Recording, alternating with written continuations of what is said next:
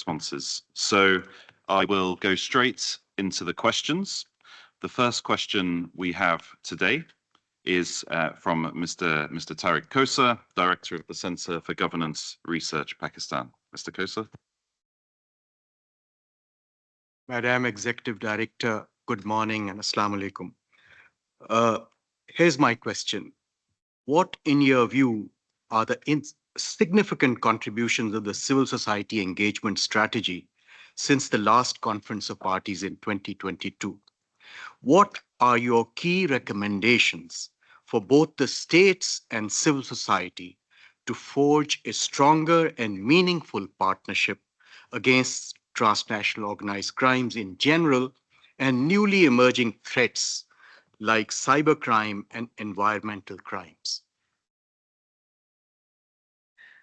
Thank you very much. And let me start by thanking Ian for inviting me to this event and to avail this opportunity, which is very dear to me, to meet with civil society yearly. And this meeting is always an opportunity to respond to your questions, but also gives me a chance to explain what we do, and hear from you some very valuable ideas on how we can improve our work. So thank you for this opportunity, and I'm looking forward to this dialogue. You have asked about what have we done, what was the progress of the civil society engagement strategy. And before I get into this response, let me explain that we have launched in 2020 our corporate strategy. And it's a 2020-2025 corporate strategy. And it has partnerships and specified partnerships with civil society as an important enabler. And it's an enabler that is cross-cutting all our thematic areas. And it was a very conscious decision to strengthen and elevate the engagement, the involvement, but also strengthen our internal structures to do a better job working with civil society. This year, we will start very soon the discussion of our next strategy, the 2025-2030. And in the next few months, we will be looking not just at the last 2 years that you are asking about, but we will be looking at the 5 years. What have we achieved? Specifically with civil society, what have we done? And then we will need to collect from you and from the different alliances and civil society groups input on how should we move forward and what should we include in our corporate strategy in the next 5 years, in terms of organizing ourselves internally, in terms of the occasions of engagement, the platforms that allow civil society engagement, and in the different thematic areas. But when it comes to UNTOC, we have been promoting the strong participation in the different UNTOC processes, and I'm pleased to see more than 200 NGO participating in this session in COP, a very high number compared to the previous COPs. We've also increased participation of civil society in the UNTOC review mechanism. This in and of itself is challenging, but we have included this through the constructive dialogues, and the number has increased in these constructive dialogues from 182 NGOs in 2022 to 468 in 2024. So this increase in number and in quantity is very significant. But also the quality of the engagement needs to reciprocate. And we have promoted civil society engagement on the country review level and facilitated voluntary pilot initiatives. This has happened in 4 countries. Pakistan is among these countries, and we appreciate that very much. Kenya, Angola, and Mexico are the other countries. And for countries to hold consultations with civil society as part of their process to respond to the self-assessment questionnaire. So I think this one-to-one engagement with specific countries also brings a bigger contribution. The new cybercrime convention, to answer the second part of your question about what are the upcoming opportunities. You may have heard that the member states have agreed the text for a new cybercrime treaty. This will be the first legal instrument in relation to transnational organized crime in 20 years. So this is the first treaty in 20 years. And this is an emerging area where we see a big space for civil society. The new Cybercrime Convention is the opportunity, and the process of negotiations for the last 4 years has benefited from 70 ECOSOC accredited NGOs and 69 other NGOs who have participated in the dialogue, the discussion with member states to develop the text.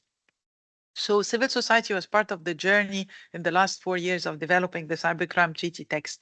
This will present, once ratified, once adopted by the General Assembly, hopefully by December, and then ratified by the member state, a true opportunity to build capacities, to enhance cooperation, and you will have an important role and an important voice, not just in the development of the text and the legislation afterwards, but also in the implementation and making sure that this is implemented in the right direction.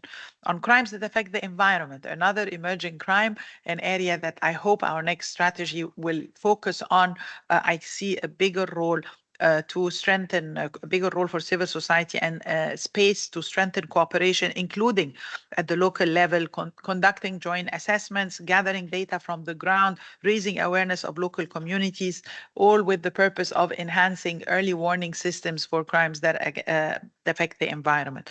So I see many opportunities in these specific 2 areas. There are other opportunities and topics that we think will have a bigger space in our next strategy. Violence against women and children is a very important area where I see a bigger role for civil society, and trafficking and cultural property, another area where civil society can play a role in awareness raising, in requesting legislation amendments in different countries. Thank you, Executive Director. Our next question is from Fide Birhan, charitable organization Ethiopia. You have the floor, sir. Thank you. My name is Brooke Gamachu from Fidel Branch Charitable Organization based in Ethiopia. I'm deeply thankful for I'm here. Deeply grateful for the invitation of here in Vienna, and also extend my sincerely appreciation for organizers. And also I thank UNODC Executive Director be with us to hear our question and our reflection. It's wonderful time to reflect about us and raising some question. I'm not here to raising solution. We imagine the complex in the fact it is. I pose the following question.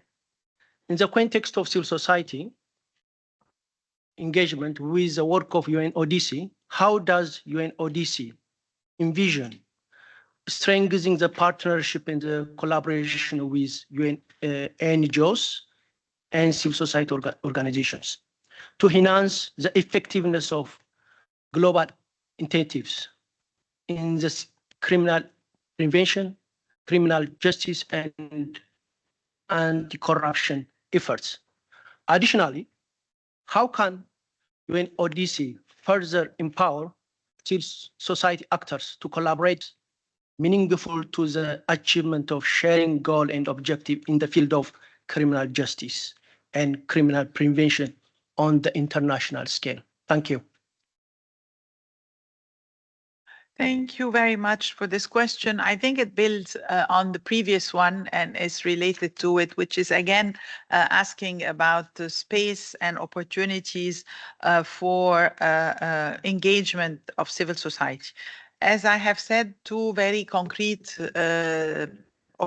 opportunities are the UNTOC review mechanism and its constructive dialogues, which continue to provide an important, as mentioned earlier in my previous question.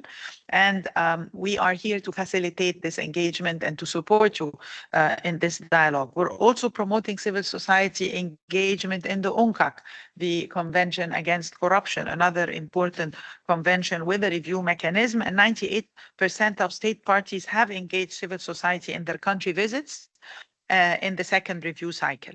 Another area is the survivors of human trafficking. We encourage NGOs representing survivors to participate in training activities and in programming, including a survivor-centered conference that will be held in 2025, that we hope there will be a big representation and participation from civil society. We have developed specific initiatives also at the regional level, and I find it always very very relevant to work at the regional level, and you can have a bigger impact. So in Southeast Asian Anti-Corruption Network for CSOs, this is an initiative, and another one, a Journalists Against Corruption Network in Southeast Asia. So such initiatives that are centered around a certain specific topic and bring interested civil society together to tackle this topic are very important. In this case, anti-corruption and journalists' role in against corruption. We worked with civil society also in developing technical assistance tools on investigative interviews. And we are preparing a meeting of experts on equal access to justice, which was mandated by the UN General Assembly. So at the regional level, at the country level, but also at the global level, we will continue to seek opportunities for stronger engagement. Thank you, Executive Director. Our next question is from Jonathan Yakir from the UNTOC Coalition. Thank you very much, Madam Executive Director. Meaningful stakeholder participation requires a high level of transparency. We have noticed that there are areas where civil society and other stakeholders would greatly benefit from more information being released by UNODC, such as timely information on upcoming and concluded technical assistance delivery, contact points for different teams and projects UNODC is undertaking. Would you consider introducing an access to information policy at UNODC that lays out procedures for the public to request information, as well as mandating the proactive release of certain information, building on the experiences of the World Bank, UNDP, and other multilateral bodies that have such frameworks? I thank you. Let me tell you something, and I'll be very honest with you. We are part of the Secretariat of the United Nations. So we cannot issue a separate policy on information sharing. We have to strictly abide by the policies of the United Nations Secretariat when it comes to information sharing, and they are very clear, specific, and strict about it. But we are committed to ensuring transparency. What we are trying to do, and we have gone a long way, but there is still a lot of work to do, is to really encourage our projects and our programs and our different teams on the ground in the 150 countries and territories we work in to be very active on social media platforms by sharing information on the projects, documenting what we do, being present in the social media to encourage civil society engagement. Also to engage with civil society in the places where they work. We make information available regarding our technical assistance work, including in relation to civil society involvement also on our social media platforms. So there are the social media channels in specific regions. There's also an effort that we did in multilingualism, in availing our documents, our reports on our website in different languages. And this also makes it more accessible to civil society, especially the ones working at the local level, at the regional level. You can find a lot of information about the review processes, guidance material, and on our project and our project's websites. We're also now looking at the whole advocacy section in UNODC, its activities, its role, and its leadership of this communication strategy, and how we can strengthen our communication in general with civil society and with everyone else. And I will check what UNDP has done, because I've been working with UNDP throughout my career, and I'm not very aware of a specific policy. Maybe they issued something lately, but I will check with Achim Steiner. Thank you. Thank you very much. Our next question is from Darren Brookbanks from the Global Initiative Against Transnational Organized Crime. Darren, you have the floor. Thank you very much. Executive Director Wali, the UNTOC Secretariat recently published a report entitled Trends and Patterns in the Implementation of the United Nations Convention Against Transnational Organized Crime and the Protocols thereto in relation to Cluster 1. The report remains clear that the review process is moving at a sluggish pace.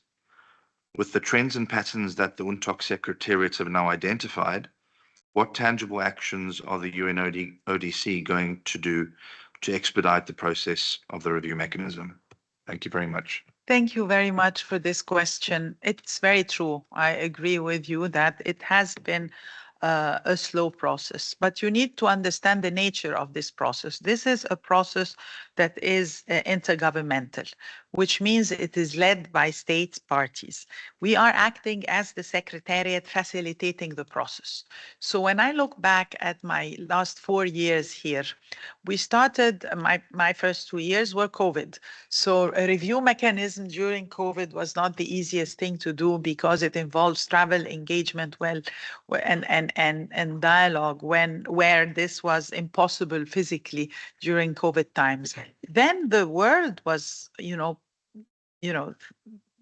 put taken with a big surprise with the wars that have erupted, being in Europe, be it in the Middle East, be it in other parts of the world. So the whole world is in a very, let's use your term, sluggish situation. So what we are trying to do is that we are trying to speed up the process by providing the technical assistance needed.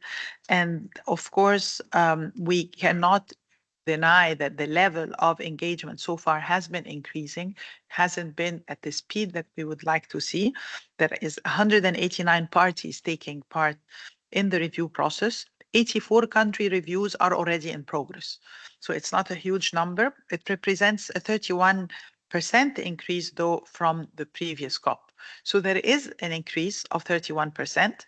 It is still slow, and we hope to support it. The Secretariat of the Review Mechanism, which is our work, we're doing what we can to help move the process forward and keep all relevant parties and stakeholders informed of the process. But this process to move faster needs more training, more capacity building of the national focal points on the substantive and procedural aspects. It takes time to identify those focal points and identify them in the different relevant institutions and organizations in the countries being reviewed, then to engage with them effectively.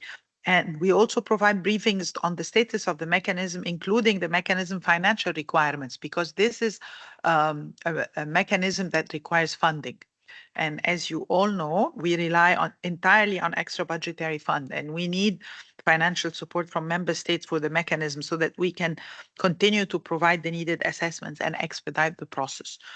So based on our mandate, we are requested by our state parties to closely collaborate with the parties and the relevant stakeholders to increase the speed, which, and the speed of the review. But as I said, there are geopolitical realities and there are financial constraints, and then there is the technical assistance and capacity building, which takes also some time.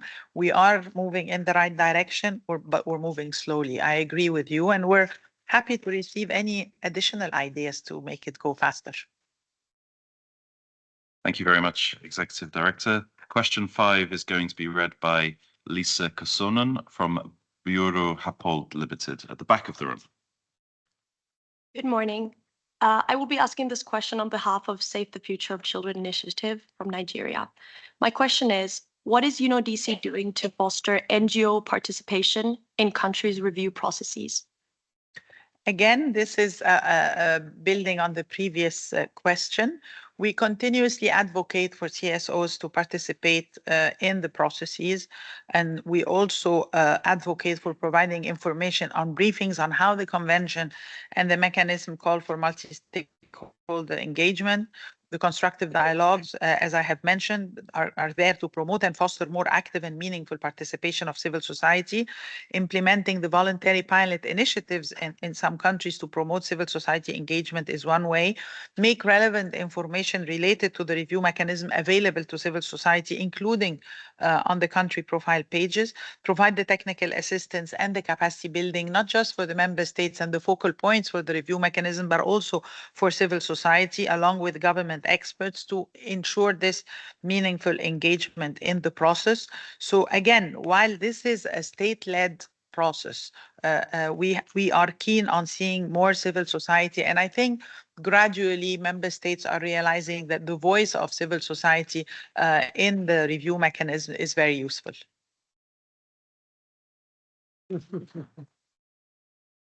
we're going to change topic now to crimes that affect the environment. Question 6, I will ask Kurt Dusdes from the Wildlife Conservation Society.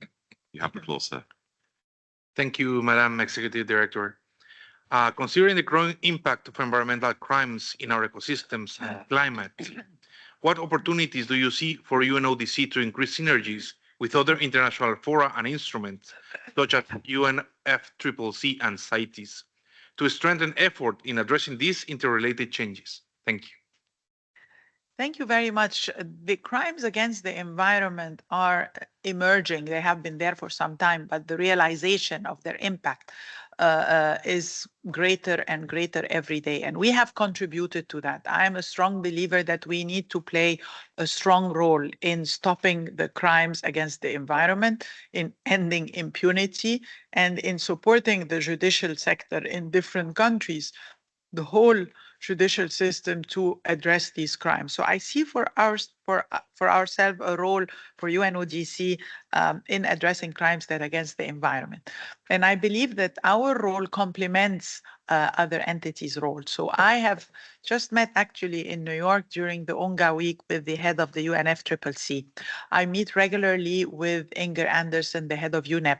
We work with CITES, of course, and we have been very active in the different COPs. So for the first time, UNODC was presented at the executive director level. Every single COP in the last 4 years, we go, we have events, I'm there, and I'm personally advocating for this very important area of work of ours.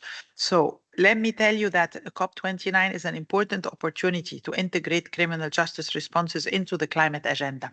This UNTOC has a resolution that addresses crimes against the environment, and it leads us to the next COP. We will be organizing a high-level side event in COP29 in Baku to rally national political commitments and highlight the role of law enforcement agencies to protect biodiversity and combat crimes that against the environment. I'm meeting with the Prosecutor General of Azerbaijan on this. I have met last time and launched an initiative with the Minister of Interior of UAE in Dubai. And in the COP16 on biological diversity, again, for the first time, we are contributing, participating, and present in 22 side events. So that's for UNODC a large number for a biodiversity COP. And they're all focused on what you have just described, the address biodiversity loss as a criminal justice priority.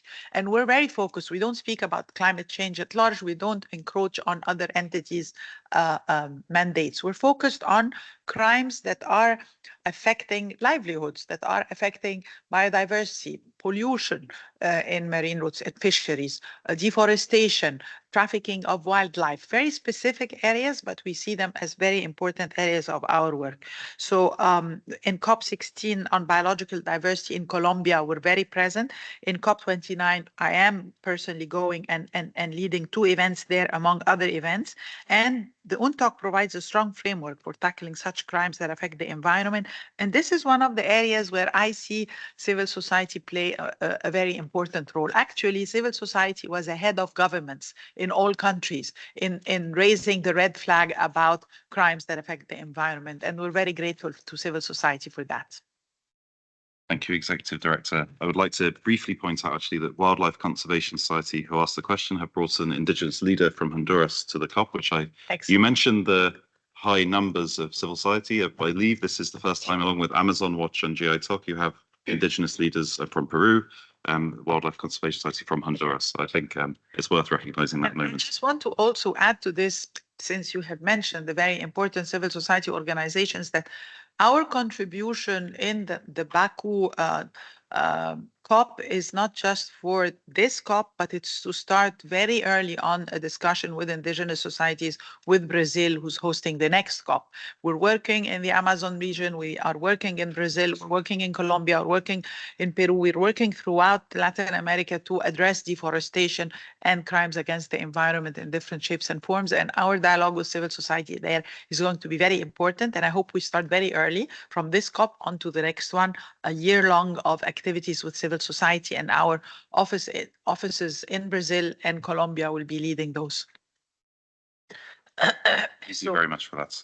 Moving on to trafficking in persons, the next question I will ask the International Justice Mission Germany to ask this question. Thank you very much.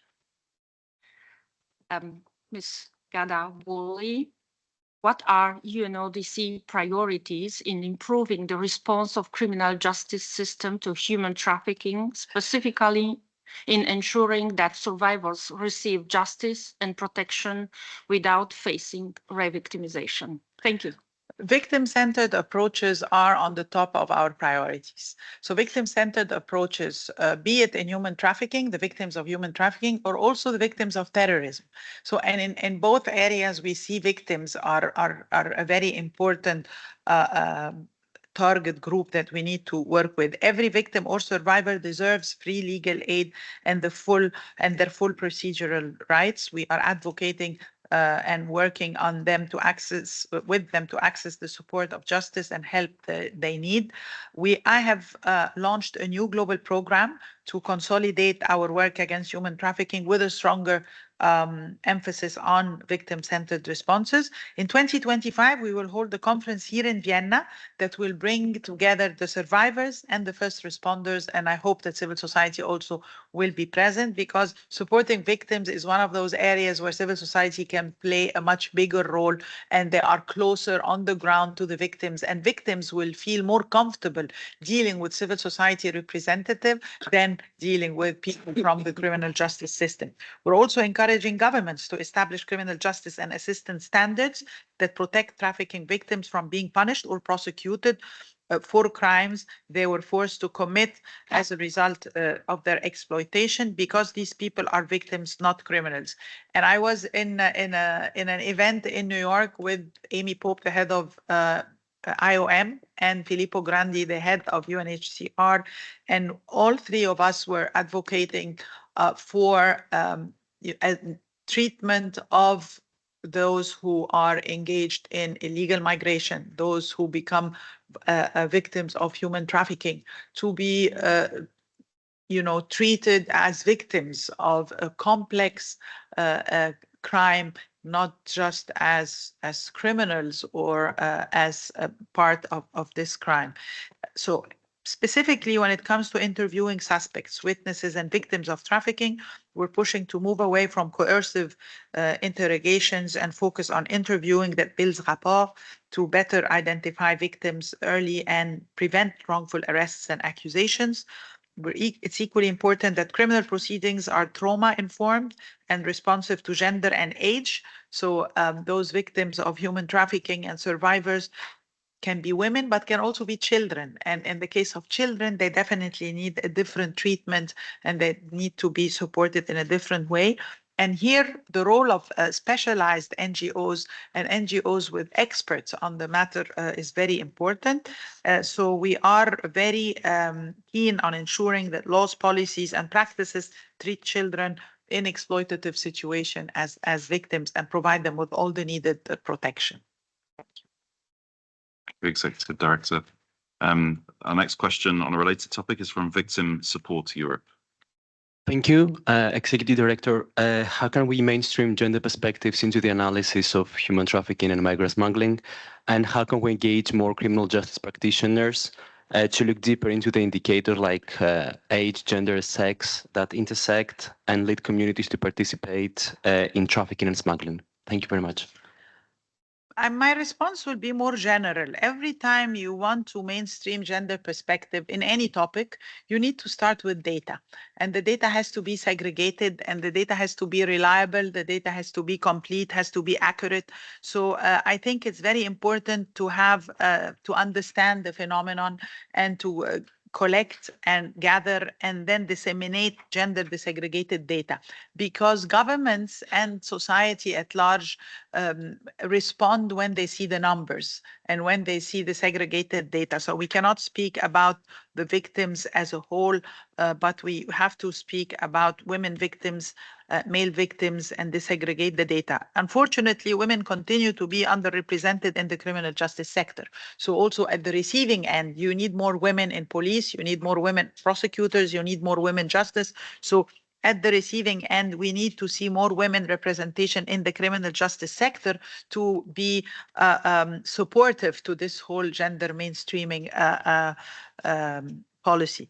So I have launched 3 years ago an initiative called Women in Justice for Justice, and it's an initiative to advocate for greater representation of women across the criminal justice sector.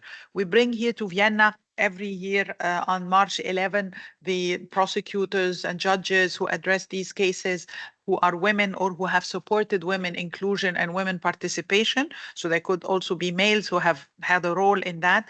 And we make them explain and document the impact of such change on justice. How did this help victims, and how did this help, address the issue of gender mainstreaming and make the justice system more powerful?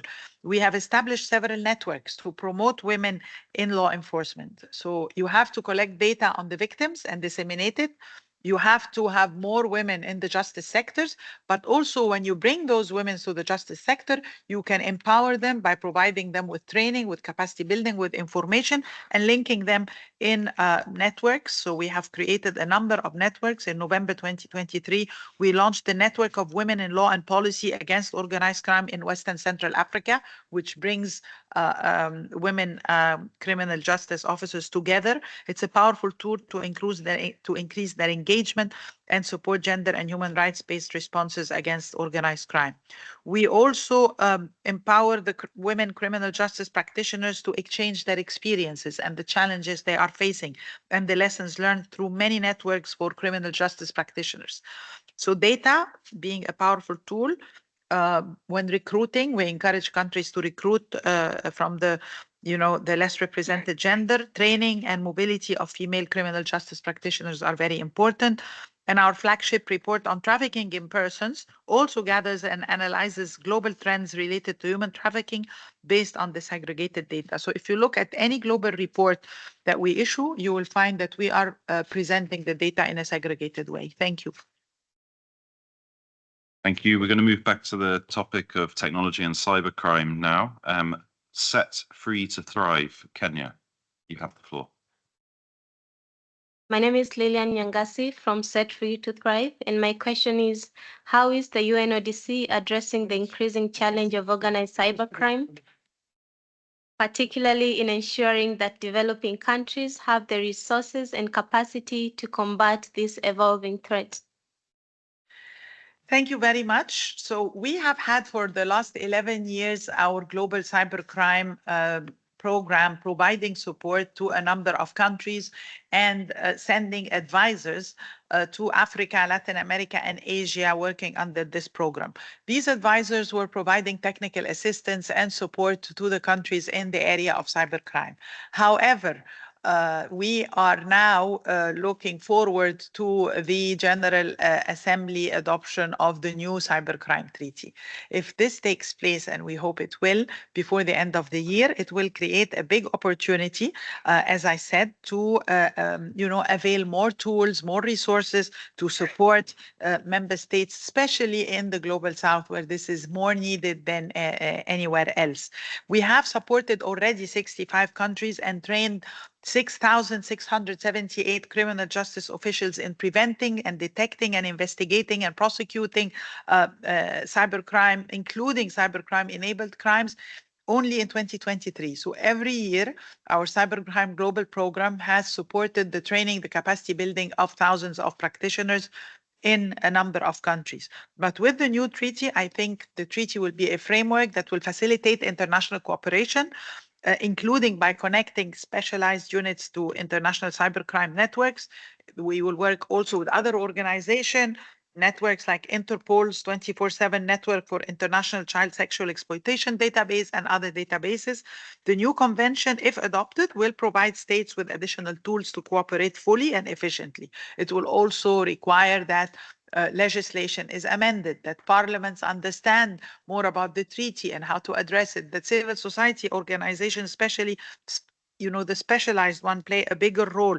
So I hope that with your help, we work together in raising awareness for the importance of this treaty, in mobilizing resources to provide technical assistance needed to the Global South, and having this a full response that includes everyone in society. We will need academic institutions, research centers, civil society organizations. The private sector has a big role to play in addressing these challenges. So challenges of organized cybercrime are growing, but I'm happy that the world has realized that, and member states, amidst the global geopolitical divisions, were successful in coming to an agreement for the text for the treaty. Thank you, Executive Director. Now to one of the most troubling emerging trends we're seeing in organized crime, I think. Masked Human, Thailand, you have the floor. Thank you. Madam Executive Director, how does UNODC plan to enhance international cooperation among member states and leverage technology to address the emerging trend of forced criminality in the cyber scam operations? Thank you. So thank you very much for the question. You come from a region where scams and casinos and the crimes in the Mekong and the region and the Golden Triangle region are a reality that we have been able actually to document and to work on through our office in Southeast Asia. We have issued reports, very interesting reports on the topic, and I encourage you to please check them out. But the new draft Cybercrime Convention will specifically include the crime of ICT-related theft or fraud in its Article 13. And if adopted, and I hope it will enable us to strengthen this cooperation, which is already ongoing in Southeast Asia. We support their investigation and prosecution of online scam centers, and we have developed research. As I said, we have looked at the impact of these centers. And this treaty will be a framework for more advanced cooperation, which covers electronic evidence, joint investigations and prosecutions, and protection of victims and witnesses. And furthermore, to address these growing threats, we have developed an issue paper on organized fraud launching this week. So please keep an eye on it and tell us what you think. Thank you. Thank you. Next, I will ask the Global Vision India Foundation to ask the next question. Thank you. Madam Executive Director, good morning. How can state ensure that their crime prevention efforts and criminal justice responses are gender sensitive and inclusive, particularly in addressing the needs of women and children affected by organized crime? Just like civil society, gender mainstreaming was very present in our corporate strategy. We have issued a separate gender strategy. And in this gender strategy, we had two pillars. One that is inward looking at our own staff to empower more participation of women in UNODC, but also the other pillar looks at the whole crime prevention efforts, criminal justice responses, women in all our thematic areas, gender mainstreaming, and being promoted in all our thematic areas. So when it comes to organized crime, and I always make sure to include it in all my interventions and speeches, women and children are always the most affected. They are the most vulnerable, be it when displaced, they become victims during times of conflict, be it during any activities where organized crime is affecting a society. So human trafficking, very much present. Women and children are the victims that are most affected.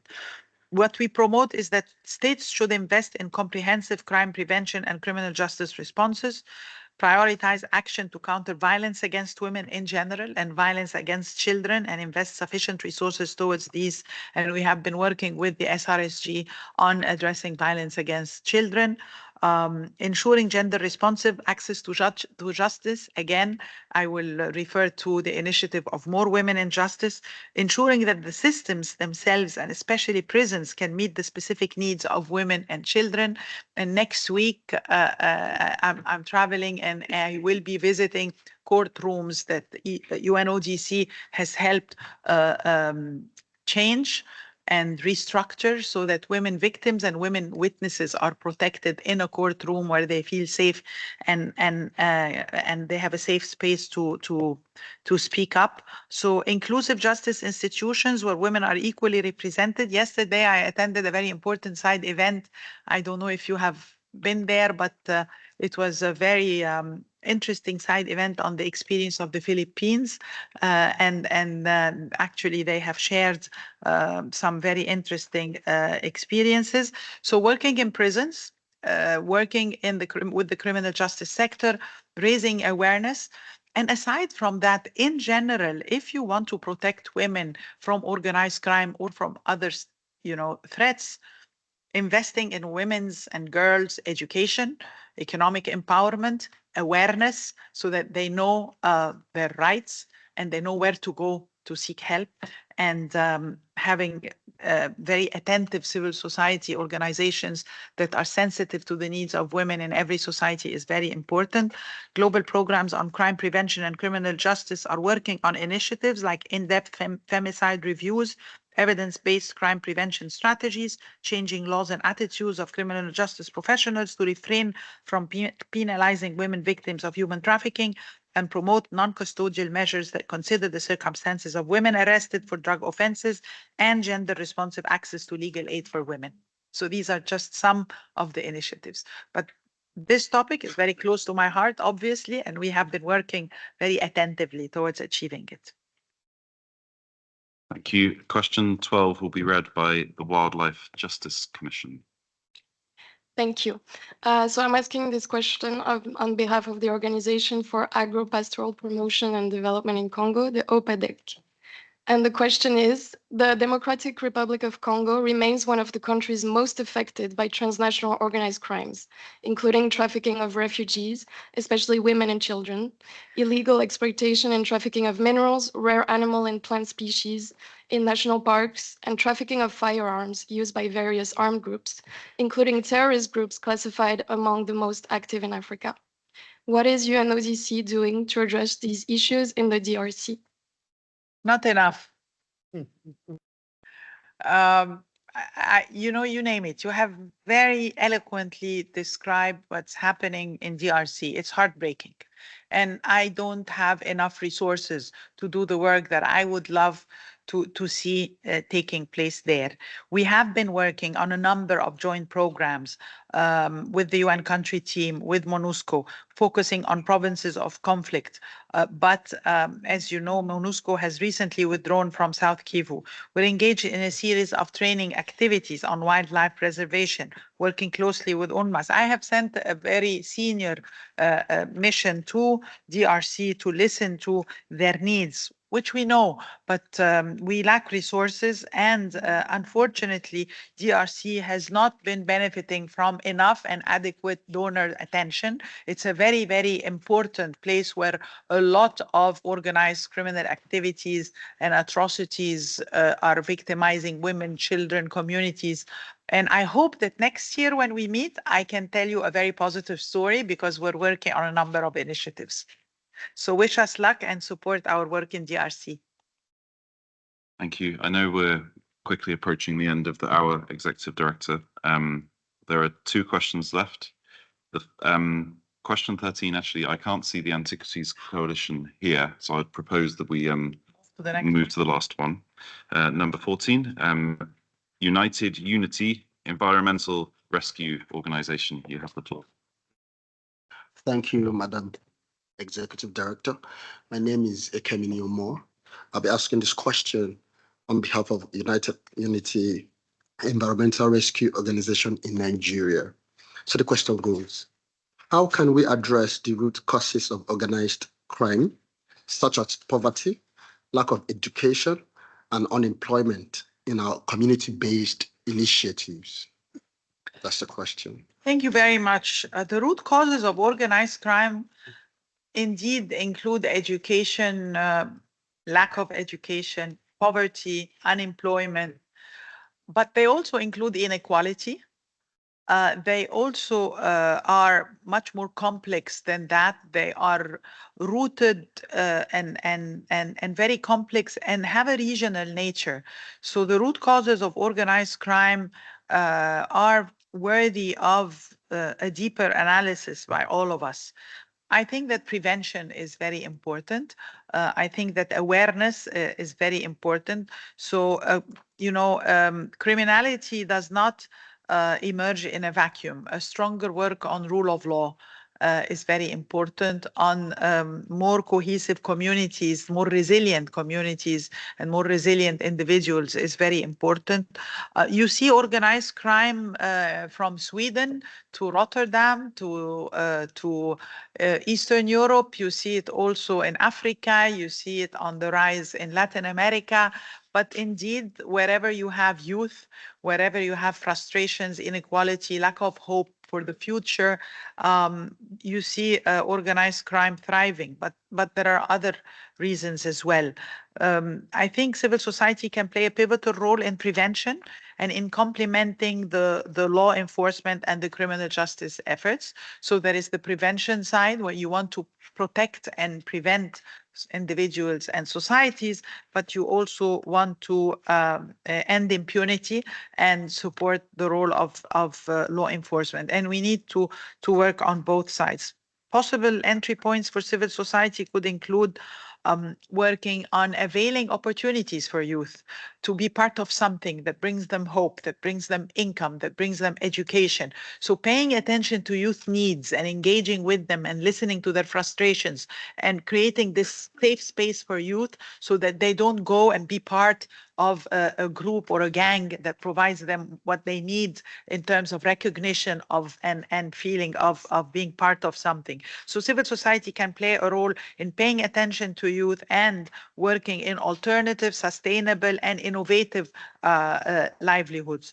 Also, investing in education, awareness raising, providing technical skills to youth in where the skills, the new skills and the skills that the market needs, helping them in access to markets, in access to jobs, in access to opportunities, I think is very important. Raising their awareness when it comes to, for instance, illegal migration, that what are the risks involved in that, raising their awareness when it comes to engaging with gangs that would involve them in crimes against the environment, what are the risks that are involved in that. So a better understanding among young people of the risks is very important. Promoting women's leadership in local communities, in civil society organizations. Women matter. Women matter in justice sector. Women matter in peace and security. Women matter in the leadership at the community level. And I think they need to be given an even bigger role in civil society. Advocating for strong governance, advocating for transparency, advocating for anti-corruption, and giving youth opportunities to be guardians of integrity and to play a role in stopping corruption, in supporting a stronger community role in addressing crimes and empowering youth, I think could be among the prevention methods that I would advise you to engage in. Thank you. You. And on that note of hope, we conclude the meeting. Thank you very much, Executive Director. We appreciate it.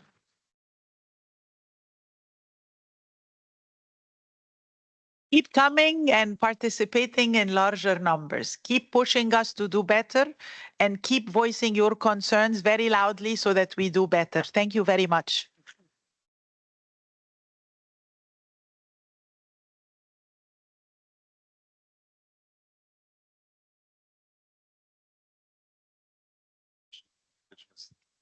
Sure. I will look for you stay.